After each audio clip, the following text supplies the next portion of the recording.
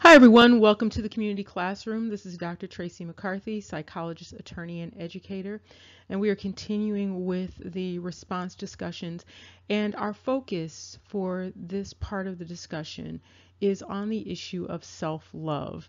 And this is prompted by comments that I've seen in the comment sections, particularly for Seren and for Yvette Carnell. And some of the comments have not been just regular comments. They have actually been attacks.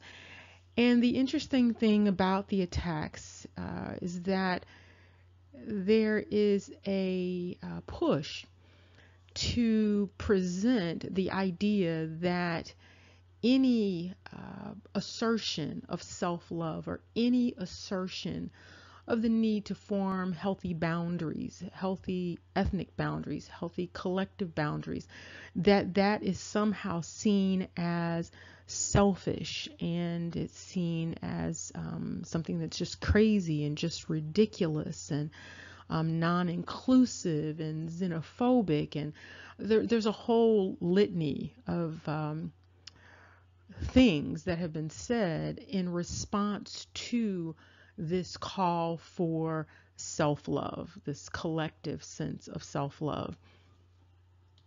And it's always curious, it's a curious thing when someone wants someone else to love them more than the individual actually loves themselves. And sometimes a tactic that is used is guilt, guilting someone or shaming someone into prioritizing someone else over themselves. And I've talked about this previously, about this issue of self-love and about loving yourself first. And it is very important that people love themselves first, that they prioritize themselves. And this is applicable. It doesn't matter what ethnic group you're talking about. I think it is particularly reasonable for both Seren and Yvette to talk about this issue of self-love, to talk about this issue of boundaries. And self-love starts with defining self first, defining self for yourself, creating boundaries. When people have poor boundaries, whether we're talking about an individual or whether we're talking about a collective, we're talking about a group, poor boundaries facilitate poor boundaries. And if a person or a group does not have good boundaries, that line of demarcation where one entity begins and another one ends, then you're not going to have healthy relationships with other people. And so part of the difficulty is if African Americans, Native Black Americans, Indigenous Black Americans, colored people, persons of color. I'm using all of these terms because these have been the terms that have been used to define those different groups. It's actually the same group over time. And so I'm using all of those terms to create that inclusive boundary. But when those boundaries are not created and those boundaries are not respected by self and others, there will be relational problems. And that's a part of what's going on in these discussions. There is a call for boundaries and then a pushing against the boundaries that are attempted to be created. And it is very important that people refocus, redirect the energy from focusing on everyone else to focusing on and caring for the self. People have to nurture themselves first. They have to nurture themselves in terms of being an individual. They have to nurture themselves in terms of being a collective first. And so you love yourself first. And when you fill yourself up, then you have love for other people. That includes your children, your family, your neighbors, your entire community, your nation, and then it can go global. If it needs to go global, it can go global, but you have to start with you. You cannot make someone else's life or their interests or their needs more important than your own. And I know that Pan-Africanism calls for that. You can make someone else's needs and well-being on par with your own, but you can't jump over yourself and that which is closest to you to someone else. You have to love you first. You have to esteem you first. You have to prioritize your own needs first. And I'm not talking about abusing someone else. I'm simply talking about prioritizing yourself. You know, the civil rights movement was a pivotal time, but it was also a very interesting time. Those who were classified as Negroes, African American, Black, Afro American, had a very interesting response to the civil rights movement. There had been a deprivation of rights and privileges for a very long period of time. And basically, immediately, in the middle of that civil rights movement, was this push to take care of other people around the world, to take care of Africa, to make sure that other people around the world who were considered Black had similar opportunities and who could come into the country and benefit from the new opportunities. And this was an interesting twist because there was a jumping to champion the world when the individuals who were fighting this fight, and I do recognize that there was support for this endeavor coming from around the world. And by support, I mean there was, positivity sent. There were people who were speaking out against some of the things that were happening in the United States, in the Americas. I understand that. I understand that there were civil rights leaders, human rights leaders from other places that interjected in terms of the process. So I definitely understand that. However, what took place was an immediate jumping to take care of other people and have this pan sort of view when there were children who were suffering right in the United States that were not taken care of. There were people who had nieces and nephews and cousins and neighbors and family members and friends in the backwoods of some of the rural areas that were living in the same conditions as the people who individuals were jumping over to save all the way across the Atlantic. And so what is helpful is to think about the models for taking care of self. And so there is sometimes a complaint by those who are considered African American, Black American, Native, Indigenous American.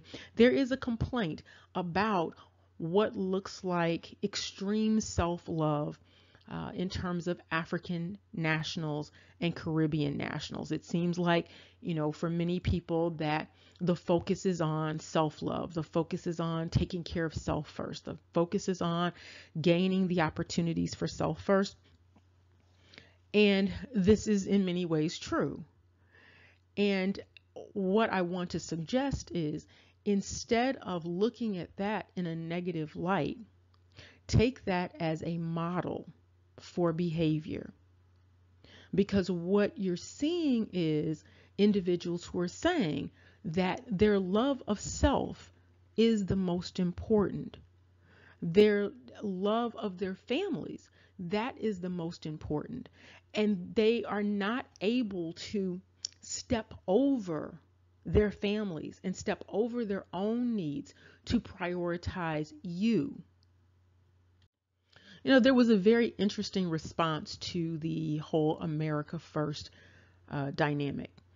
And America First is not something that just came up in the previous election. That's some pretty old stuff, quite frankly. But there was a really interesting response to this. And the interesting response was, wow, that's so selfish. That's imperialistic. That's American exceptionalism. And I found this very strange. And there were some Americans who were even saying it. It's very strange because the question becomes, well, then who first? If you're not going to make yourself first, who would you be making first? And why would you be making someone else first? Why would someone else be your priority? Why would Ghana say Nigeria first? Or why would Afghanistan say Portugal first? It makes absolutely no sense. And when people want other people to make them first, it's really a narcissistic endeavor. And if you jump into that, you'll only be deceiving yourself and shortchanging yourself. Nobody who is living a healthy life puts other people in front of themselves. People who are healthy do not dip into their half full cup and pull out of it and then try to fill someone else up. People who are happy and healthy and well adjusted fill themselves up first, and then they give to others from a space of overflow. They don't allow people to dip into their cup. They don't dip into their own cup and deplete their cup. They give from a space of overflow. And so one of the things that's very interesting, and I mentioned that Congressional Black Caucus is going to be having their convention in a couple of weeks. And one of the interesting things I've noticed is that Congressional Black Caucus has been spending significant time focused on the needs and issues and interests of people who are not their constituents. And it's fine to have outreach. It's perfect. Having outreach is great. But when you have constituents who are not filled up, you do not have the freedom, the moral freedom. You don't have the moral freedom to reach around them, ignore their needs, and then go and help someone else. You take care of yourself first. And that's one of the things that's missing.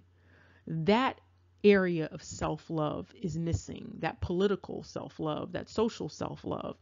And so there really needs to be a redirection, a new focus on nurturing self and giving self-esteem. I noticed that there's a lot of talk about going to Africa and building Africa up. And this is very interesting. I find it fascinating that someone could skip over rural Mississippi, rural Alabama, rural North Carolina, South Carolina, Louisiana. I find it amazing that people believe they have the capacity to jump over those people and then go and build up another space. Now, I understand what's going on, and I understand that there has been a call for that. There's been a push for that. But if you're going to go and build up another space, make sure that you build up your own space and your own families and your own neighborhoods first. Your own neighborhoods, spaces, and families are lacking. I don't know if you all recall, but if you ever fly on a plane, one of the things that they say is if you're going to be assisting someone else, make sure to put the mask on yourself first. I'm sure many people have heard this before. It applies not only on the airplane, it applies in real life. You have to make sure that you are taken care of. And then once you are taken care of, you have the motivation and the energy and the interest. You have the resources to reach out and help other people if that's what you want to do. But if you don't do that, you're going to be giving from a space of depletion. And there's an author, Parker Palmer, and he talks about burnout.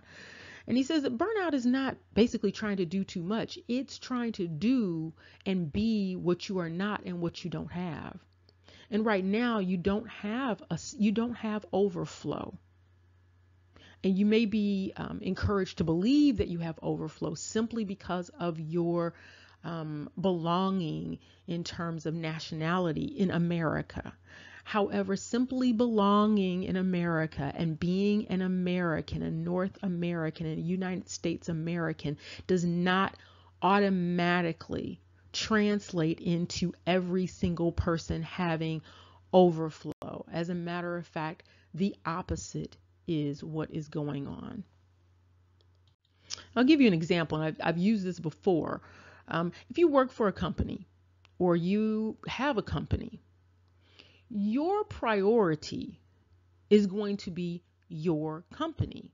Your priority is going to be fulfilling the missions, the goals of whatever corporation you might be working for. People do not think to themselves, you know what? There's a company across town and that company needs help. And you know what?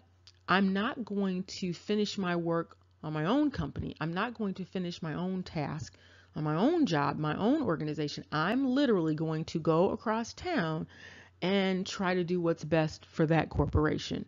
I'm going to try to uplift some other business before I finish getting my own business off the ground. That is an unreasonable expectation if that's what the business owners across town are expecting. And it is a ridiculous approach to life. You have to prioritize yourself first. That's a part of self-love. Now, I realize that some of what's going on with Pan-Africanism, for some people, not all, people have different motivations for Pan-Africanism, and we can talk about that later. But for many people who identify as African American, Afro-American, Black, Negro, persons of color, colored people, there is a chasing of the love of Mother Africa. And the problem with this is Mother Africa has not shown herself to be a mother who can be constantly and consistently trusted to care equally and fully for all of the children that Mother Africa has birthed. Mother Africa is like a parent who gives their child away, or in this situation, sold their children. And then later on, when the children have grown up and the children have shown that they can survive and that those children are resilient and that they are living relatively fine somewhere else in the absence of the mother, and then the mother comes a calling. That is the way that Mother Africa is operating. And one of the things that those of African descent need to remember in the United States is that Africa is only a part of who you are. You are a melange. You're a mixture, an assortment, a medley, a potpourri. You've been asked to deny aspects of yourself in favor of focusing only on Mother Africa. You can't love what you don't accept. And it's that mix, that individual and collective mix, that ethnic group mix that gives you your identity. It gives you your strength. Whereas some tribal groups tend to be very homogeneous.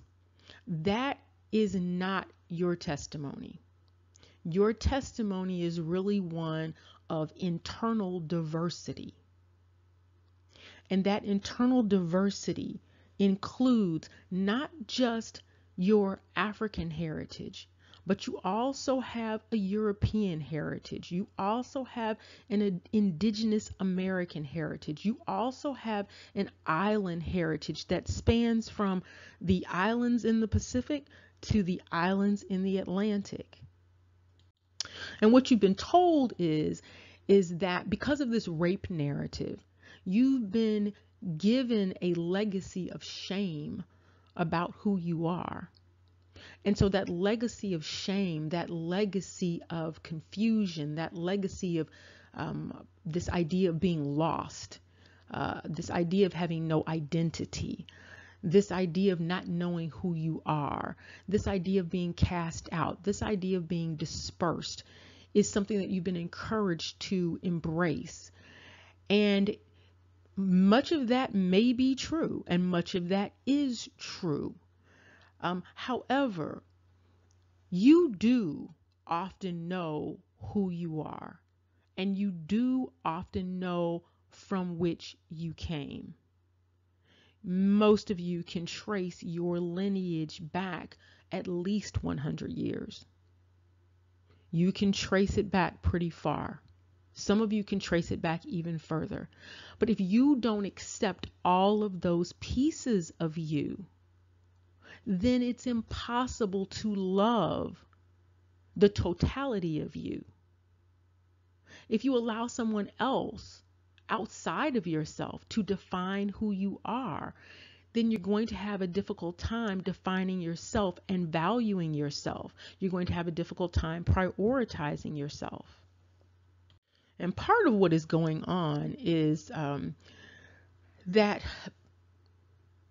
you are receiving messages from those who look like you. Sometimes it's individuals who are Caribbean nationals, sometimes it's African nationals. And what's happening is that you're being given the impression that you are of low regard among Blacks on the continent of Africa and in the diaspora. You've been given the erroneous message that you are seen as less than around the world. And if you haven't had the opportunity to venture outside of the United States, then these messages might seem real. They might seem legitimate. You might embrace them because it seems like the ambassadors from those spaces who come to the United States are speaking on behalf of the people that they left. And much of this is a fabrication. It's a fabrication. And upon leaving America, you would quickly discover that African Americans, Black Americans, American Negroes, indigenous Black people to the Americas, you would find out that the perception of you is not the perception that the ambassadors are giving you. The perception is very often that you're held in high regard. And the reason you're held in high regard is because there's this image of you being able to rise above adversity, being able to rise above adversity in a space where you are racially and ethnically the minority. And you're able to rise above the adversity in ways that those who come from spaces where they are in the majority, those individuals have not always been able to rise above the adversity, even when it looks like they have control, more control over their context.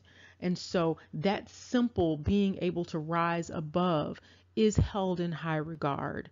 There's also the dynamic of being able to continue to manifest your gifts in the face of all of that adversity. And so you're being given the message that you were seen as less than, that people want to distance themselves from you, that you're not achieving as well as other groups.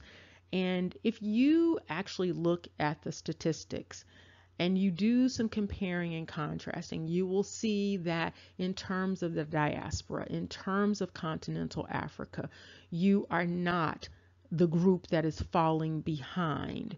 You are collectively doing better than most.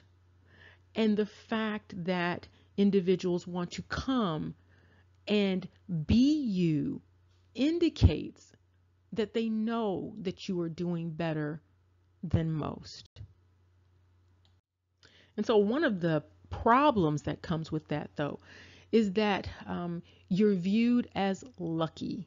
And I'm going to talk about this issue of African Americans, Black Americans, Indigenous Black Americans, Native Black Americans. I'm going to talk about this issue of being perceived as lucky, to be descended from slaves in many instances. There is that perception, and that goes along with Ghana's creation of the Joseph Project, and we can talk about that also. And so when somebody wants you to care more about them than they care about you, or more than they care about you, you've been manipulated into a dance of dysfunction. And Pan-Africanism, and this isn't an attack on Pan-Africanism because I know it could sound that way. I've already given you my perception of the challenges inherent to Pan-Africanism. But Pan-Africanism tends to demand this self-sacrifice on the altar of the other. And that level of self-sacrifice is going to give you yourself the message of an attenuated sense of self-worth. And it also sends the message to other people that you don't see yourself as a priority. You don't see yourself as worthy of your own love, of your own respect, and your own prioritizing. You teach other people how to treat you by the way that you treat yourself. And I don't know if you've watched relationships when one person loves the other person a little bit more than that person loves them, or the person is just totally self-sacrificing on the altar of the relationship. That relationship is never healthy. And that relationship often comes to a very bad end. So whenever you're trying to love someone else more than you love yourself, and you're trying to love someone else more than they love you, there is going to be a problem. And part of what is going on in these demands for Pan-Africanism is that African Americans specifically reach across and love other people more.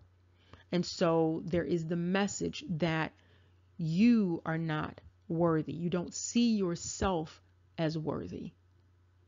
Now, I realize that there is a lot of pushback from many African nationals and many Caribbean nationals for African Americans, Native Black Americans, Indigenous Black Americans, Negroes, persons of color to define themselves and create that distinction. And this is very interesting because those individuals, African nationals and Caribbean nationals, when the opportunity presents itself and it is advantageous, there is definitely that line of demarcation drawn, that boundary is there, that defining is there. It'll be very clear. I am Jamaican. I am not African American or American Black. I am Haitian. I am not African American. I am Dominican. I am not an American Black. I am Fulani. I am not an American Black. I am from Benin. I am not an American Black. I am from the Democratic Republic of the Congo. I am not an American Black. And so it has already been asserted that there are entities that are not you. And so it is your job to start to define very clearly who you are, because that self-definition is the first step in self-love. Remember, knowledge is power. Take care and see you soon.